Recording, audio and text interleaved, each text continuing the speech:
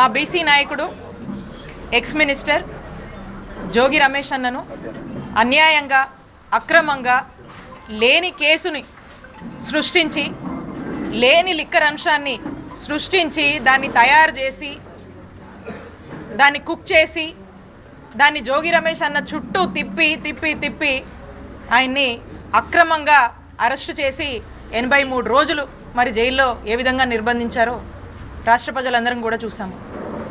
ఇంతటి అన్యాయము ఇంతటి దుర్మార్గము మరి ఈ కూటమి ప్రభుత్వం వచ్చాక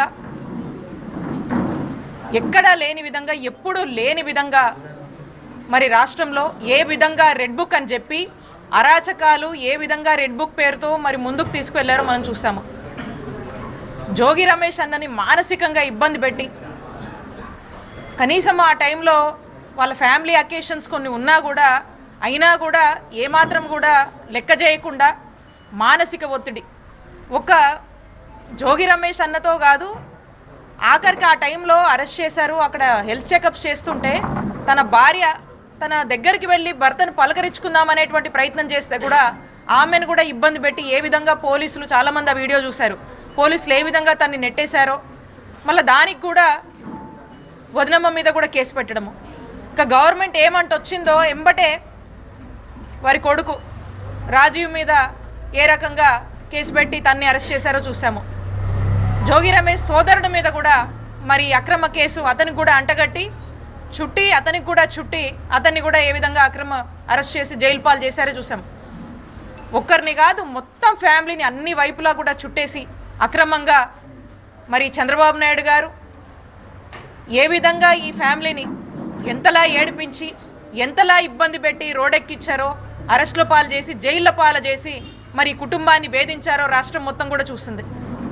ఒక బీసీ నాయకుడు వైఎస్ఆర్ కాంగ్రెస్ పార్టీ తరఫున వైఎస్ఆర్ కాంగ్రెస్ పార్టీ గొంతుకగా జగనన్నకు ఎంతో లాయల్గా ఉండి ధైర్యంగా బలంగా అటు పార్టీని సపోర్ట్ చేస్తూ మరి ముందుకు వెళుతూ పార్టీ కోసం అనుక్షణం తన వంతుగా కృషి చేస్తున్నటువంటి జోగి రమేష్ గారిని మరి వారి కుటుంబాన్ని ఏ విధంగా వేధించారో రాష్ట్ర ప్రజలు మొత్తం కూడా చూశారు. ఇది అన్యాయం. మీరు అరెస్ట్ చేసి జైలుకు పంపించి టెంపరీగా ఒక రాక్షసానందం పొందుండొచ్చు, కానీ ఆ దేవుడు ఈ కుటుంబం వైపు ఉండి మరి 83 రోజుల తర్వాత తను బయటికి రావడం జరిగింది. తను బయటికి వచ్చినప్పుడు మాట్లాడినప్పుడు అందరు చూశారు.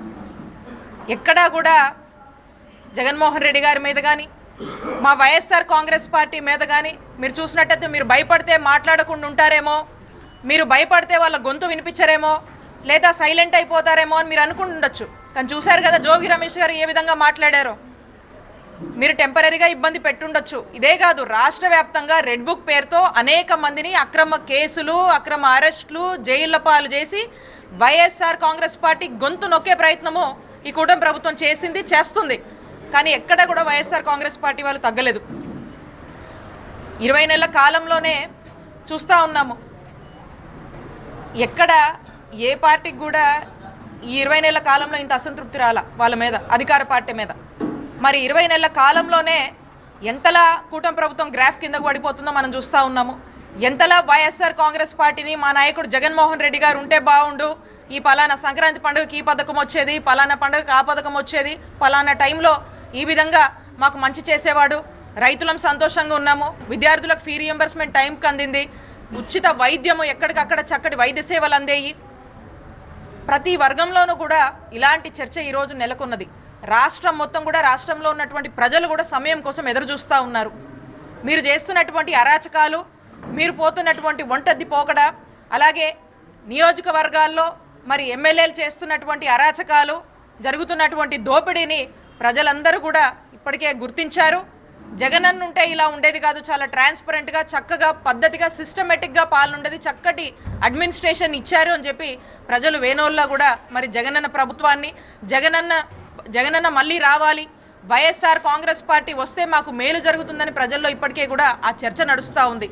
మీరు ఏదైతే ఒక సిస్టమ్ రెడ్ బుక్ అని తీసుకొచ్చి వైఎస్ఆర్ కాంగ్రెస్ పార్టీలో యాక్టివ్గా ఉన్నటువంటి వాళ్ళందరినీ కూడా ఇబ్బంది పెడుతున్నారో, జోగి రమేష్ అని అక్రమంగా అరెస్టు చేసినట్టుగా అక్రమ అరెస్టులు మా నాయకుల్ని మా కార్యకర్తల్ని వైఎస్ఆర్ కాంగ్రెస్ పార్టీ అయితే చాలు ఈరోజు సామాన్యులకు కూడా రాష్ట్రంలో న్యాయం జరిగేటువంటి పరిస్థితులు లేవు.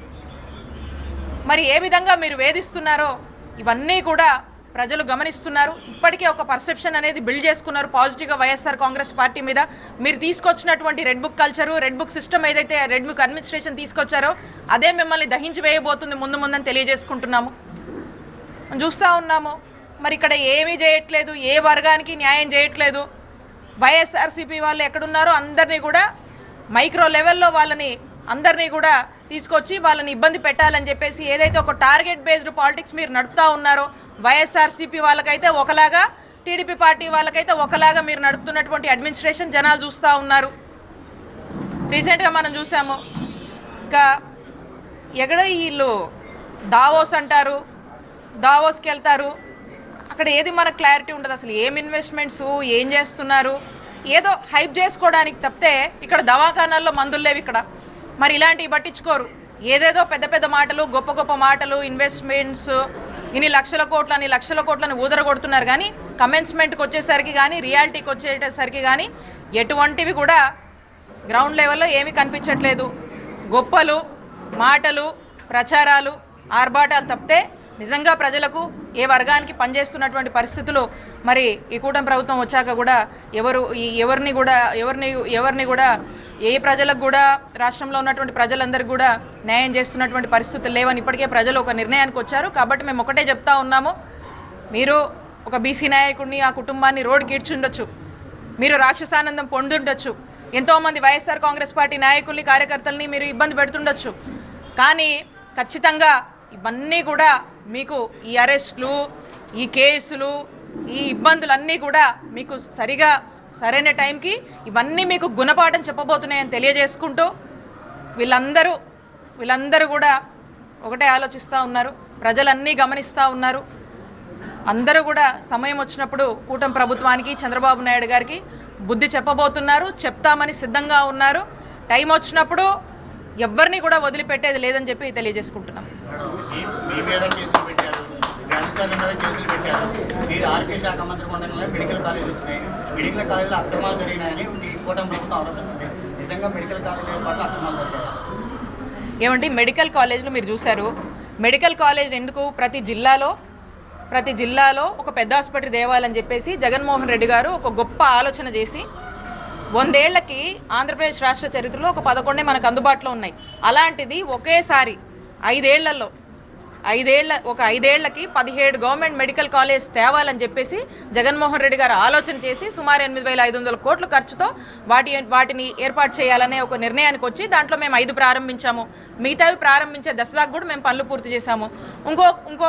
ఇంకా మిగతావి కూడా కొన్ని పనులు ఈ కూటమి ప్రభుత్వం వచ్చాక వాళ్ళు కూడా కొంచెం చిత్తశుద్ధి వాళ్ళకి గనక ఉండుంటే అవి కూడా అందుబాటులోకి వచ్చాయి.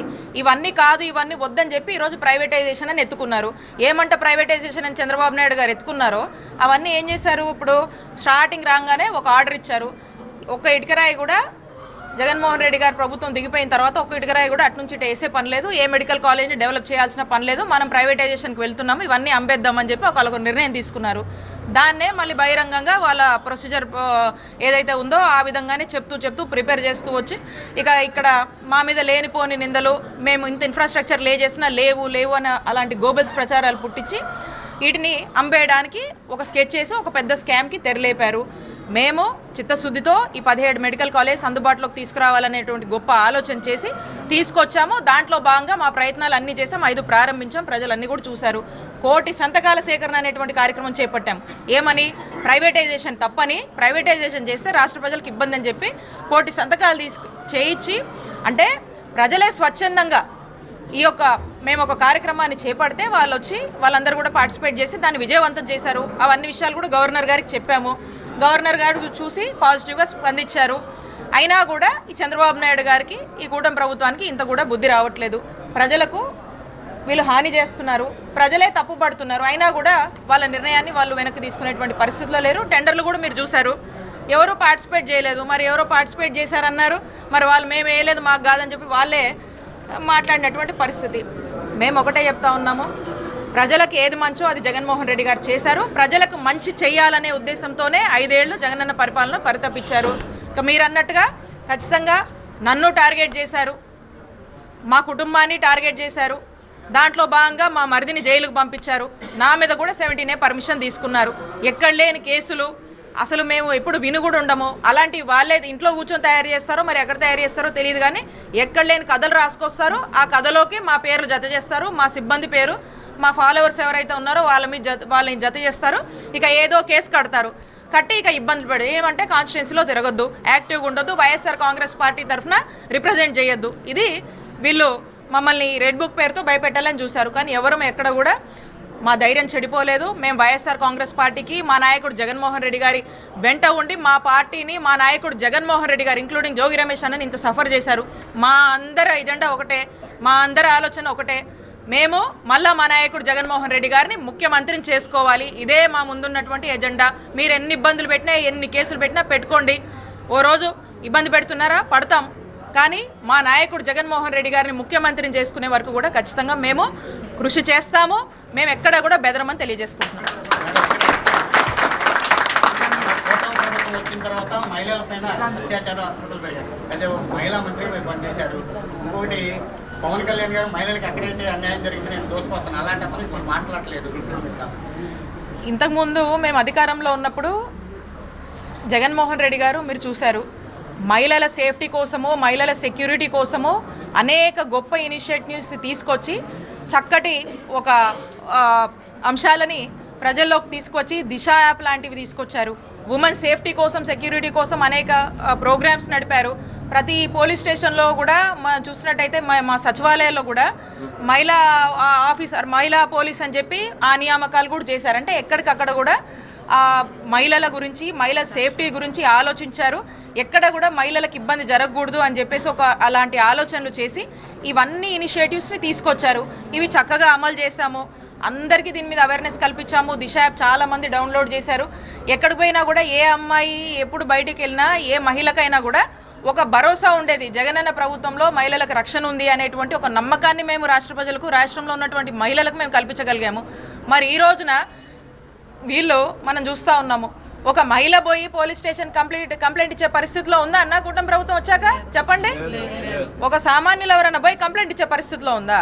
ఈరోజు ఏంటి, ఒక కంప్లైంట్ ఒక మహిళ కాదు, సామాన్యుడు పోయి పోలీస్ స్టేషన్లో కంప్లైంట్ ఇచ్చే పరిస్థితి లేదు. ఏమంటే అక్కడ నుంచి ఎమ్మెల్యే ఫోన్ చేయాలి, ఎంపీ ఫోన్ చేయాలి, మీరు ఏ పార్టీయో చెప్పాలి. అట్లయితేనే ఆ కంప్లైంట్ గురించి ఆలోచిస్తారు. లేకపోతే ఆ కంప్లైంట్ ఏదైతే మీరు ఎవరి మీద అయితే ఇచ్చారో ఫస్ట్ నీ మీదే కట్టాలని, నీ మీద మీరు స్టేషన్లో ఉన్నప్పుడే కేసు కట్టి మీరు యూఆర్ అండర్ అరెస్ట్ అని చెప్పేటువంటి సందర్భాలు, అలాంటి సన్నివేశాలు, అలాంటి సిచ్యువేషన్స్ మా నియోజకవర్గంలో మేము చూసాము. రాష్ట్ర వ్యాప్తంగా కూడా అదే ట్రెండ్ నడుస్తుంది. పోలీస్ స్టేషన్లోకి వెళ్తే ఆ బయట చూస్తాము, గ్రూప్ ఆడే కూర్చుంటారు. మరి వాళ్ళు ఏం చేస్తారో మనకు అర్థం కాదు. ఇక వాళ్ళు చెలాయిస్తున్నారు. కంప్లీట్గా కూడా పోలీస్ స్టేషన్లో ఎమ్మెల్యేల కంట్రోల్లో నడుస్తూ ఉన్నాయి. కాబట్టి ఎవరికీ రక్షణ లేదు. ఈరోజు police department law and order రాష్ట్రంలో ఫెయిల్ అయింది. పోలీస్ డిపార్ట్మెంట్ కూడా కేవలం అధికార పార్టీ కోసం పనిచేస్తుంది. సామాన్యుడికి రక్షణ లేదు. మహిళల భద్రత అనేది ఇక దేవుడు ఎరగాలన్నట్టుంది. అలాంటి పరిస్థితుల్లో ఈరోజు రాష్ట్రం ఉంది.